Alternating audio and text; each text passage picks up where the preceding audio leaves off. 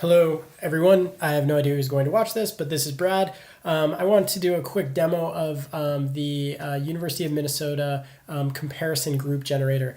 This is a tool that was built by the Office of Institutional Research. It's written in Ruby, and the data analysis comes all from public data that comes from iPads. And the point of this tool, and the reason that it's helpful, is because a lot of times institutions have either a false sense of their peer group or they don't have any sense of their peer group. And what this does is this allows for any institution that's a four-year institution to look in here and basically figure out who their peers might be. And then see who their peers might be on different variable weights. So we'll type in a school here. Man, I should have thought of this before, but I'll put it in my alma mater, the University of Kansas in Lawrence, Kansas. This pulls up, you say the number of peers, and you can just say create comparison group. And what it's going to do, if you scroll down here, it is going to pick a comparison group that is based on this specific combination of these different variable weights. And what they did is they did a factor analysis, and the factor analysis was then used to create a nearest neighbor analysis based on these different factors. So KU came up with Iowa, Colorado State, University of Colorado, and then if you click on these, it allows you to sort of pull up some individual iPads data that's in there. So it populates at that second level as well and gives you a map of where Boulder is, which is kind of cool. And then they also provide you a handy map down there, which is pretty neat. But what's also cool is you can pick the number of peers. So let's say you wanted to see 25.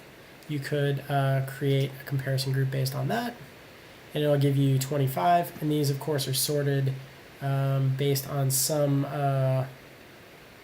difference. I need to figure out what that is. Yes, the nearest neighbor all the way to the not nearest neighbor. So they're in ascending order based on closeness. There's also these institutional filters. So if you wanted to just grab, say, Publix, or if you just wanted to grab places that are in rural areas, you can create that comparison group as well. And these are KU's nearest neighbors based on those filters.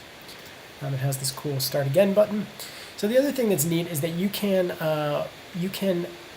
dial in the different variable weights. So let's just say that we want to do University of Kansas, but we really only want to look at big institutions. You can punch that in so that when you create the comparison group, it is weighting size above everything else, and so you can, on these different measures, that's what's being factored in more than other things.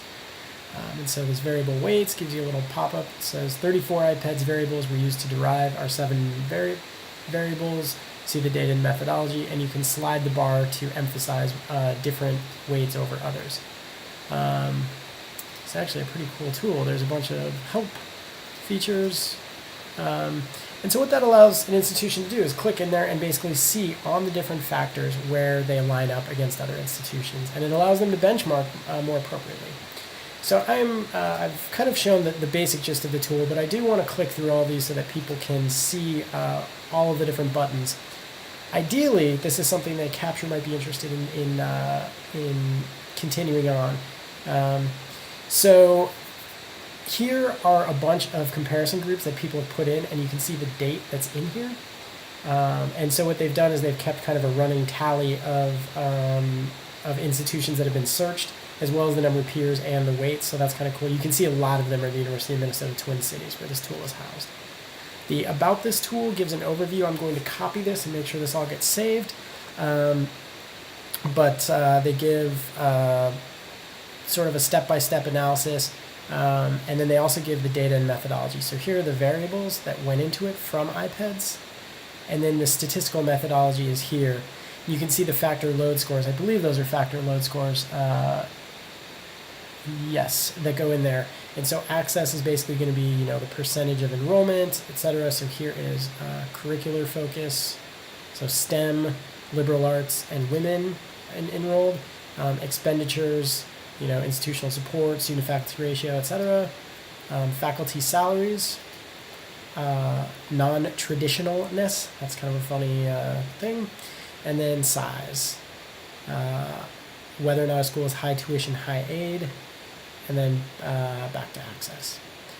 So they've created those 7 or 8 variables. They provide these usage considerations. Again, you don't need to read this now. I'm going to copy all this out. But the point of this video is to demo the tool a little bit, because the tool is about to be taken down, and we need to preserve a little record of it. There's a little FAQ here that gives you some instructions, and they also have an API which allows you to run searches in the menu bar through a public-facing API. And then there's some contact information for Daniel Jones White, who built it, as well as the Office of Institutional Research at the University of Minnesota. So that's the basic gist. There's a link here to the OIR page, which brings you over here. And hopefully that shows pretty much everything. Let's try Abilene Christian, 50 peers, and let's do it on faculty salaries, just to do one more. Create a comparison group, and these are the schools that are most like Abilene Christian, which is really interesting. So sorry to ramble on. Hopefully this is useful. Again, comparison group, comparison history, the tool, the data, methodology, some usage considerations. Again, this is only for 4-year institutions, the FAQ, the API, and the contact information. Thanks.